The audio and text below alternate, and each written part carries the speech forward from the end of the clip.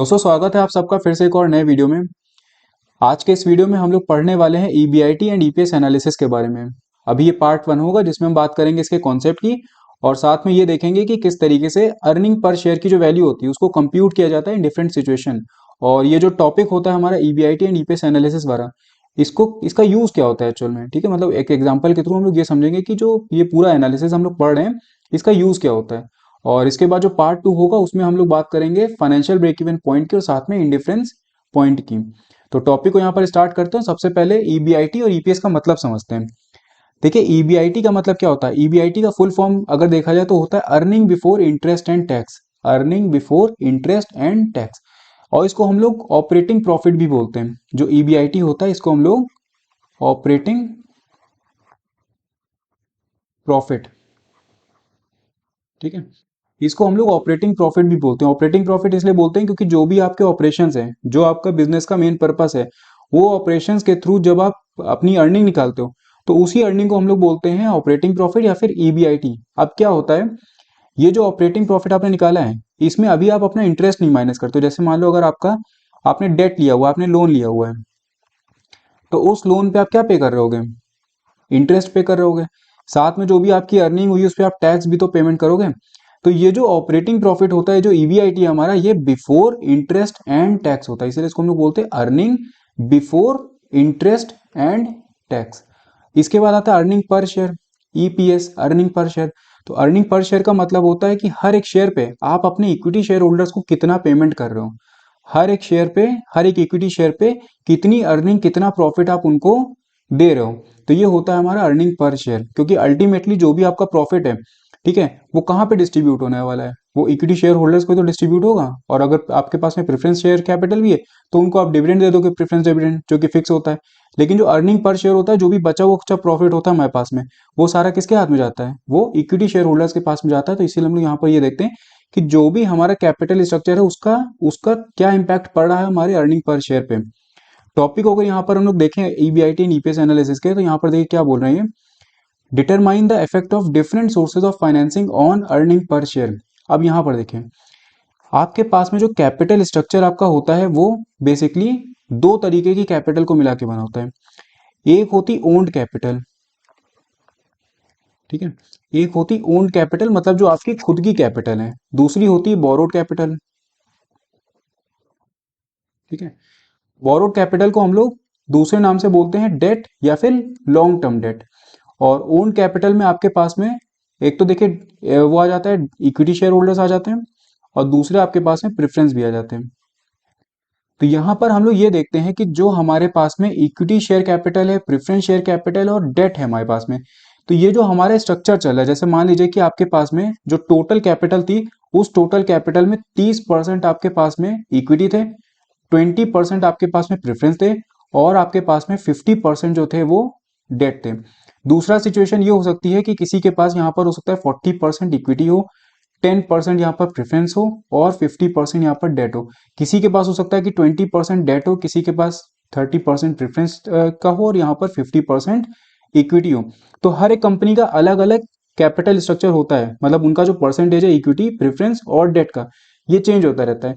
अब जो भी आपका कैपिटल स्ट्रक्चर है, मतलब जिस भी परसेंटेज में आपने अपने इक्विटी, प्रेफरेंस और डेट को बना करके रखा हुआ है, उन सारे सोर्सेज ऑफ फाइनेंसिंग का आपके अर्निंग पर शेयर पे क्या इंपैक्ट पड़ रहा है। तो ये होता है हमारा ईबीआईटी ईपीएस एनालिसिस।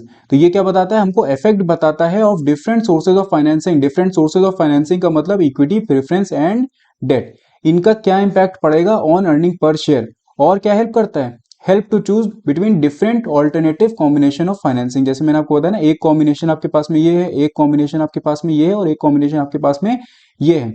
अब आप क्या करोगे, आप इन सबसे इनको एनालाइज करोगे, आप इस कॉम्बिनेशन को एनालाइज करोगे, इस कॉम्बिनेशन को भी एनालाइज करोगे और इस कॉम्बिनेशन को भी एनालाइज करोगे। हो सकता है और भी आपके पास में ऑल्टरनेटिव ऑप्शंस हो, तो आप क्या करोगे, सारे ऑल्टरनेटिव ऑप्शंस को एनालाइज करोगे और जो भी ऑप्शन आपको हाईएस्ट अर्निंग पर शेयर दे रहा है वही आपके लिए बेस्ट है और उसी को आप चूज करेंगे। जो भी ऑप्शन आपके पास में आपको हाईएस्ट अर्निंग पर शेयर निकाल करके दे रहा है वही आपके लिए बेस्ट है और आप उसी को चूज करेंगे, उसी को अपने उसमें इंप्लीमेंट कर देंगे आप। तो ईबीआईटी ईपीएस एनालिसिस में हमने क्या किया, हमने इंपैक्ट देखा of different sources of financing on earning per share और क्या किया हमने, हमने चूज किया एक ऐसा कॉम्बिनेशन जिसमें हमको हाईएस्ट ईपीएस मिल रहा था। तो ये यूज होता है हमारे ईबीआईटी एंड ईपीएस एनालिसिस का। अब देखिए कैसे किस तरीके से किया जाता है। जैसे ये आपका हो गया सेल्स, ठीक है, सेल्स आपने करी, सेल्स में से वेरिएबल कॉस्ट, ये मैंने आपको लेवरेजेस वाला जो वीडियो था उसमें मैंने आपको बताया था इसके बारे में। जो सेल्स होती है उस सेल्स में से हम हटाते हैं अपनी वेरिएबल कॉस्ट, वेरिएबल कॉस्ट को माइनस करने के बाद सेल्स में से हमको मिलता है कॉन्ट्रीब्यूशन, और इस कॉन्ट्रीब्यूशन में से जब हम फिक्स्ड कॉस्ट को हटाते हैं, ठीक है, तो हमको मिलता है ईबीआईटी। ईबीआईटी मतलब earning before interest and tax. तो हम लोगों को एक तो देखिए ये चाहिए, दूसरा इसके बाद में आप इसमें से क्या करते हैं, इंटरेस्ट की कॉस्ट को आप रिमूव करते हैं। तो ईबीआईटी में से जैसे ही आप इंटरेस्ट को हटाते हैं तो आपको मिलता है पीबीटी यानी कि प्रॉफिट बिफोर टैक्स। और ये प्रॉफिट बिफोर टैक्स में से आप अपने टैक्स को जब हटा देंगे तो आपको मिलेगा पैट यानी कि प्रॉफिट आफ्टर टैक्स।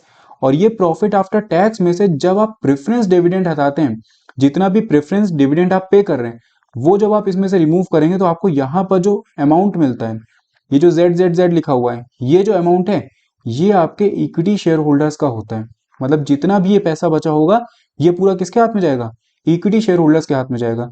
आपने देखिए सबसे पहले बोरोड कैपिटल जो थी उस पर जो भी इंटरेस्ट के चार्जेस थे वो आप उसमें प्रायोरिटी जो चलती है उसमें आपने सबसे पहले क्या किया, इंटरेस्ट का पेमेंट किया।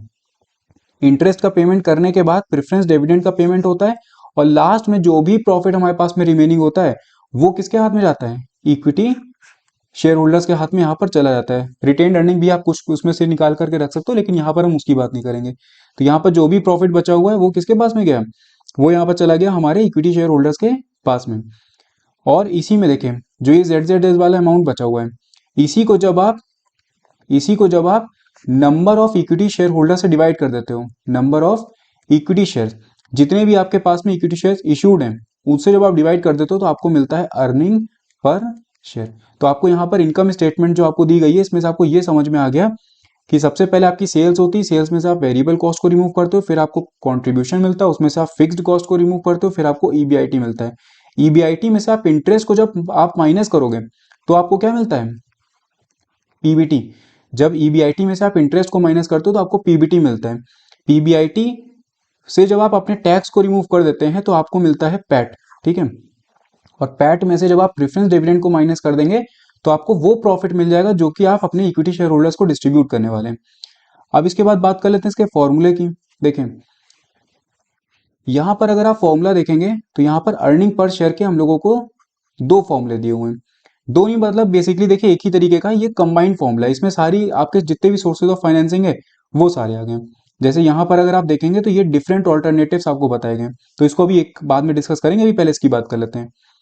यहाँ पर अर्निंग पर शेयर में यहाँ पर लिखा हुआ है ईबीआईटी माइनस इंटरेस्ट। अब देखिए ईबीआईटी, ईबीआईटी माइनस आई, ईबीआईटी माइनस आई, आई का मतलब है इंटरेस्ट, उसके बाद multiplied by one minus T, one minus T, T का मतलब टैक्स, और माइनस प्रेफरेंस डिविडेंड।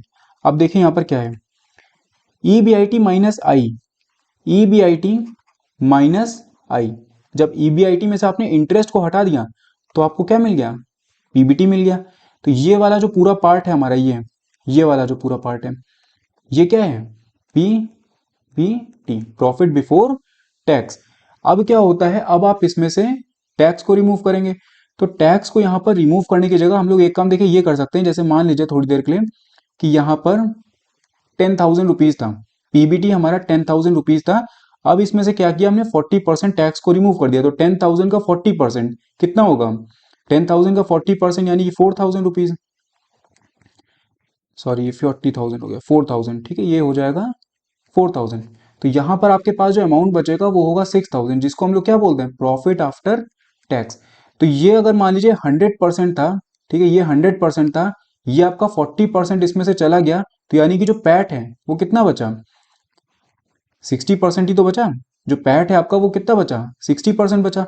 तो इसीलिए यहाँ पर हम क्या कर सकते हैं, एक चीज, जो पीबीटी आपका निकला था, जो पीबीटी आपका निकला था उसको जब आप अगर मल्टीप्लाई कर दो किससे, वन माइनस टी से, वन माइनस टी का मतलब वन माइनस टैक्स, तो टैक्स आपका था 40%, तो 40% वन माइनस 0.4, तो आपको मिलेगा यहाँ पर 0.6 या फिर 60%। तो डायरेक्टली अगर हम लोग 60% इसका कर दें, इसका अगर हम लोग जो ये पीबीटी आया था, पीबीटी का अगर आप डायरेक्टली 60% कर दे, मतलब 1 - 40% अगर आप कर दे, तो आपको डायरेक्टली क्या पता चल जाएगा, पैट पता चल जाएगा।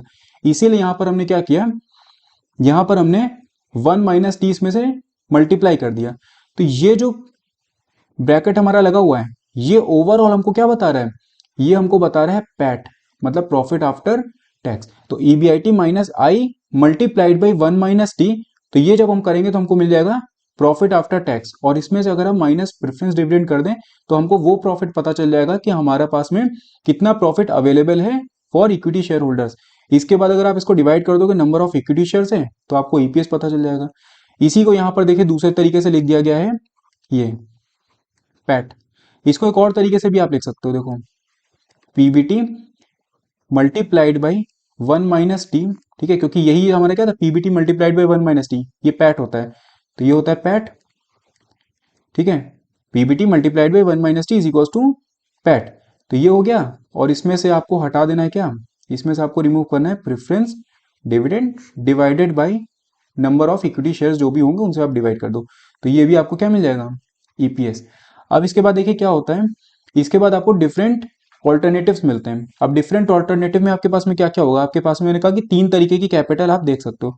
एक होती इक्विटी शेयर की, एक होती प्रेफरेंस की, और दूसरी क्या होती है, तीसरी होती है आपके पास में डेट की।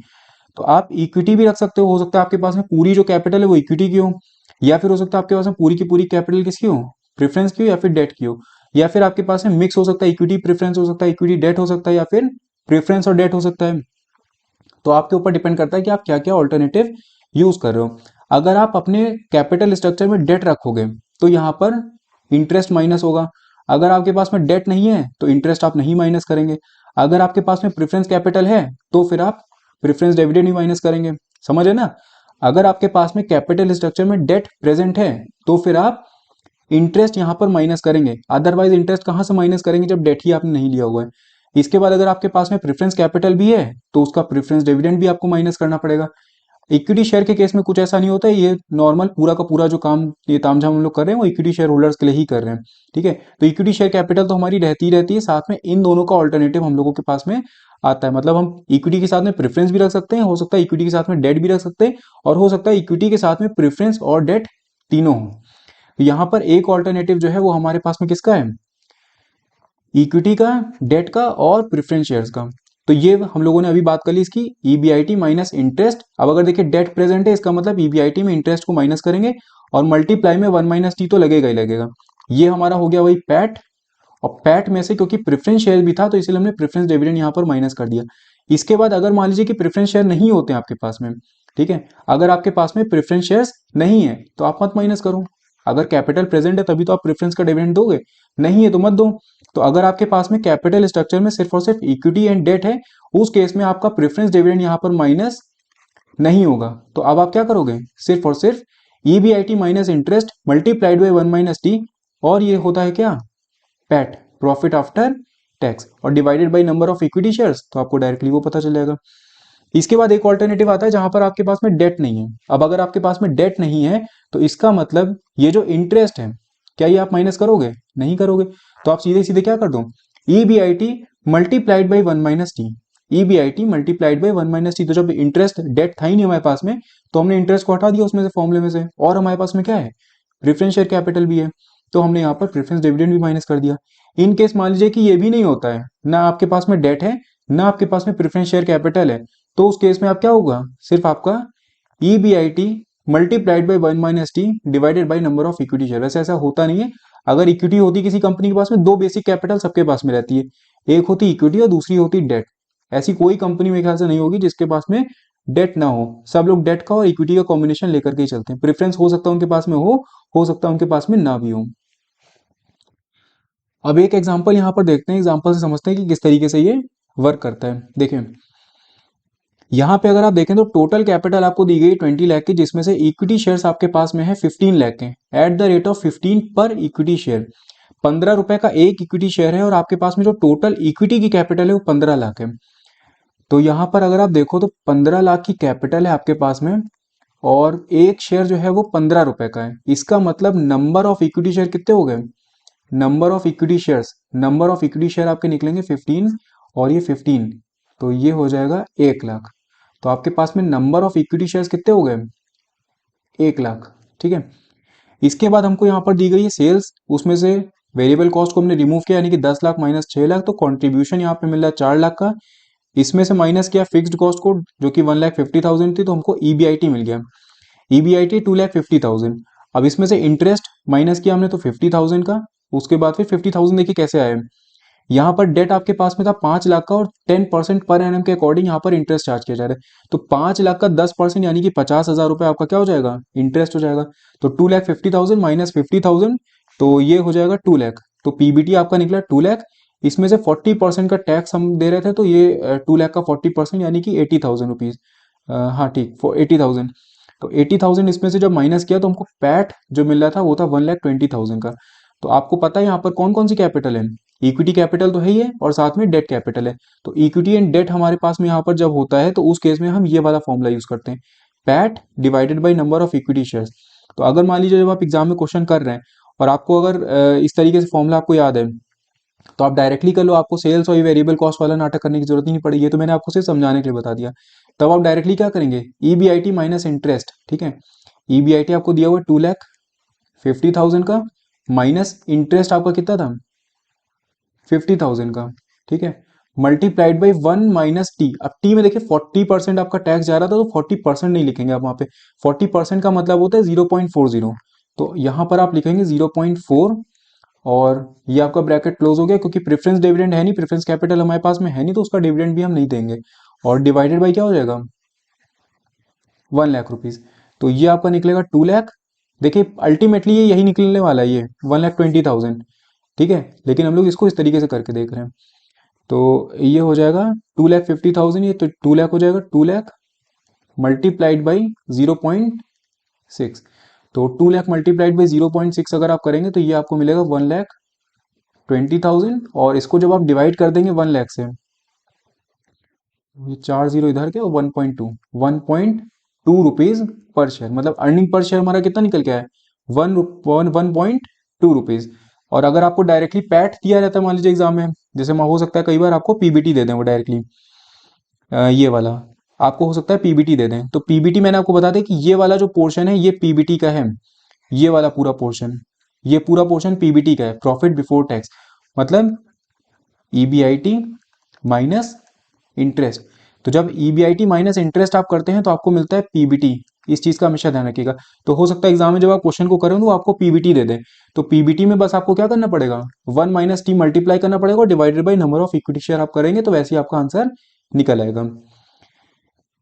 इसके बाद एक और क्वेश्चन देख लेते हैं जिसमें हम लोगों के पास में दो ऑल्टरनेटिव दिए हुए हैं। अब देखें, सबसे पहले अगर आप यहां पर देखेंगे तो ऑल्टरनेटिव एक्स है आपके पास में, और ऑल्टरनेटिव वाई है। ऑल्टरनेटिव एक्स में हमारे पास में इक्विटी कैपिटल दी हुई है 10 लाख और 10 लाख दोनों में। इसके बाद में 5% प्रेफरेंस शेयर दिए। ये 5% का मतलब है कि 5% डिविडेंड इनको मिलने वाला है यहाँ पर। तो ऑल्टरनेटिव एक्स में यहाँ पर 5 लाख रुपए की प्रेफरेंस कैपिटल है, लेकिन ऑल्टरनेटिव वाई में हमारे पास में प्रेफरेंस शेयर कैपिटल नहीं है।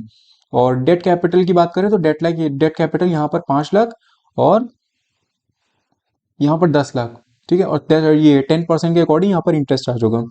टोटल कैपिटल अगर आप देखोगे तो टोटल कैपिटल दोनों में 20-20 लाख की यहाँ पर है। अब देखिए क्या होता है, आपके पास में दो ऑल्टरनेटिव हैं।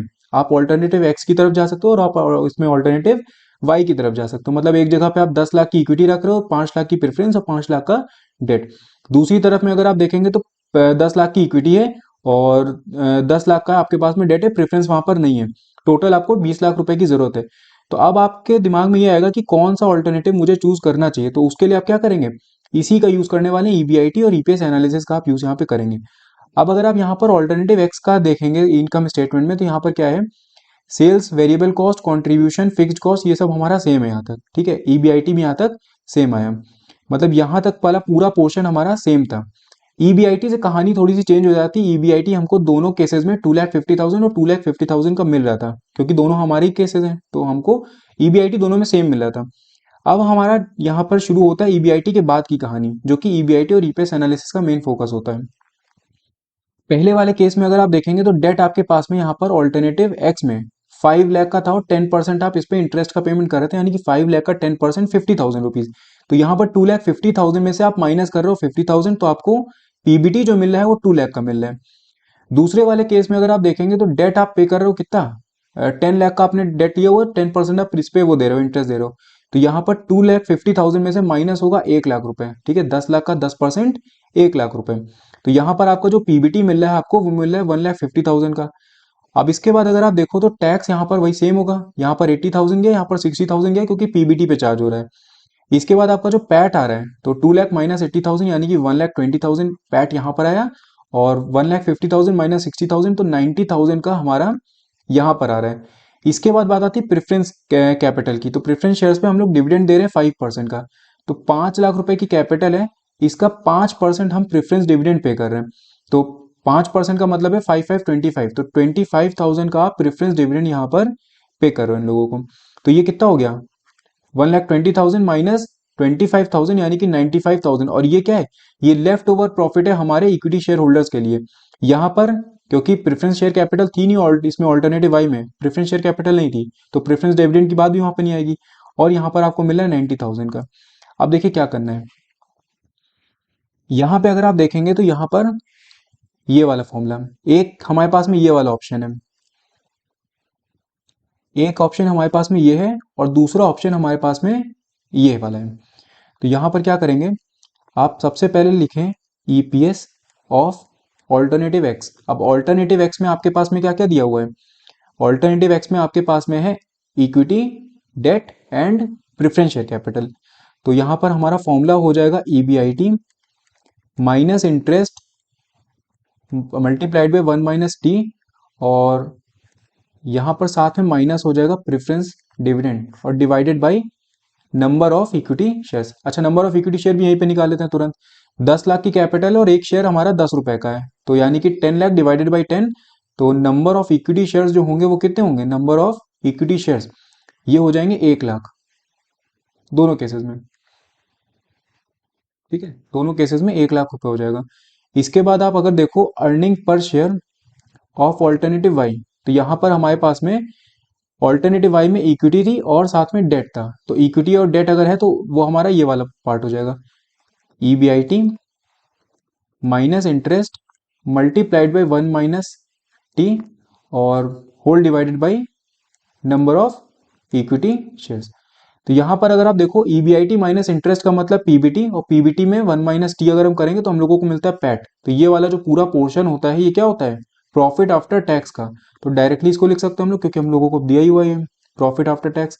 तो ये हो जाएगा 1,20,000 माइनस प्रेफरेंस डिविडेंड यानी कि 25,000। तो ये 25,000 अगर देखिए आपको दिया हुआ है तो फिर यहाँ पर खैर हम लोगों ने बनाए हुए है ऑलरेडी, तो हम लोग उसी से उठा सकते थे, लेकिन फिर भी मैं आपको समझाने के लिए वहां पर माइनस करके दिखा दे रहा हूँ। तो 1,20,000 हमारा प्रॉफिट आफ्टर टैक्स हो गया, माइनस 25,000 का वो कर दिया, उसमें से प्रेफरेंस डिविडेंड रिमूव कर दिया, और इसको डिवाइड कर देंगे 1 लाख रुपए से। इसी तरीके से यहाँ पर अगर आप देखो तो यहाँ पर 1 लाख, ये सॉरी, यहाँ पर आपका प्रॉफिट आफ्टर टैक्स जो है वो 90,000 का है, तो ये 90,000 डिवाइडेड बाई 1 लाख, ठीक है, 90,000 डिवाइडेड बाई 1 लाख। आप डायरेक्टली भी डाल सकते थे, ईबीआईटी की वैल्यू यहाँ पर पुट कर देते, ईबीआईटी 2,50,000, यहाँ पर 2,50,000 माइनस इंटरेस्ट होता है 50,000 का, उसके बाद मल्टीप्लाई करते 0.6 है, क्योंकि 1 माइनस 0.4, तो वही निकल करके आता है जो हम लोगों को यहाँ पर दिया हुआ है। तो यहाँ पर अगर आप देखोगे तो ये हो जाएगा 95,000 डिवाइडेड बाई 1 लाख। तो इसमें एक्स वाले केस में आपका जो अर्निंग पर शेयर आएगा वो आएगा 0.95, और यहाँ पर अगर आप देखेंगे तो यह आपका आएगा 0.90। तो 0.95 और 0.90 किस में ज्यादा अर्निंग पर शेयर आपको मिल रहा है, कौन से ऑल्टरनेटिव में, तो सीधे सीधे आपको पता है कि ऑल्टरनेटिव एक्स जो है वो उसमें 0.95 यानी कि हाईएस्ट ये अर्निंग पर शेयर हम लोगों को यहाँ पर मिल रहा है। तो इसका मतलब कौन सा ऑल्टरनेटिव आप चूज करने वाले हैं, तो ऑल्टरनेटिव एक्स आप यहाँ पर चूज करेंगे। तो इस तरीके से हम लोगों का जो ईबीआईटी और ईपीएस एनालिसिस का यूज होता है वो हम लोग करते हैं। Different alternative sources of financing हमारे पास में अवेलेबल रहते हैं, उनके कॉम्बिनेशन को देखने के लिए उनके कॉम्बिनेशन को हम लोग जज करते हैं कि कितना प्रपोर्शन किसका रखना है, जिसमें भी हाईएस्ट ईपीएस हमें मिलता है उसी को हम लोग यहाँ पर चूज करते हैं। और मैंने आपको ये भी बता दें साथ में कि अगर आपके पास में डेट कैपिटल है तो कौन सा फॉर्मूला लगेगा, अगर प्रेफरेंस है तो कौन सा फॉर्मूला लग रहा है, और अगर तीनों है तो फिर कौन सा फॉर्मूला आप अप्लाई करने वाले हैं। यहाँ पर कॉन्सेप्ट बड़ा सिंपल था, अगर कहीं पे फिर भी आपको डाउट होता है तो आप कमेंट करके मुझसे पूछ सकते हैं। बाकी अगर आपको वीडियो पसंद आया हो तो इसको लाइक करना मत भूलिएगा, साथ में चैनल को सब्सक्राइब जरूर कर दीजिएगा। मैं मिलता हूँ आपसे नेक्स्ट वीडियो में। Thank you.